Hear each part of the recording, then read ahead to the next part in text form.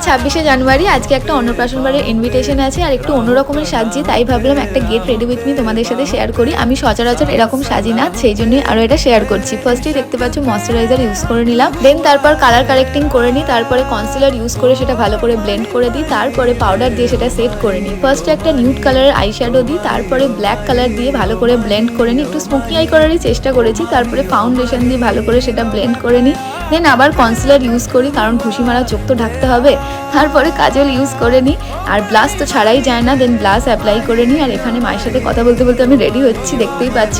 তারপর আইব্রোটা ভালো করে সেট করে নিই, মেকআপ মোটামুটি আমার রেডি হয়ে গেছে। তো চলো যাই এবার শাড়িটা পরে আসি। এই যে শাড়ি পরাও অলরেডি কমপ্লিট, এবার শুধু লিপস্টিকটাই বাকি আছে। পিঙ্ক কালারের লিপস্টিক পরলাম, ভাবলাম এই পিঙ্ক খাদিটার সাথে ভালো মানাবে। এরপর একদম টিপ আর জুয়েলারি পরে রেডি হয়ে গেছি। এই উইন্টার স্পেশাল লুকটা কেমন লাগছে অবশ্যই জানিও। আমি কিন্তু কোনো মেকআপ আর্টিস্ট বা মেকআপ প্রো নই, জাস্ট শেয়ার করলাম কেমন লাগছে জানিও। আর ভালো লাগলে কিন্তু লাইক শেয়ার সাবস্ক্রাইব করো। টাটা।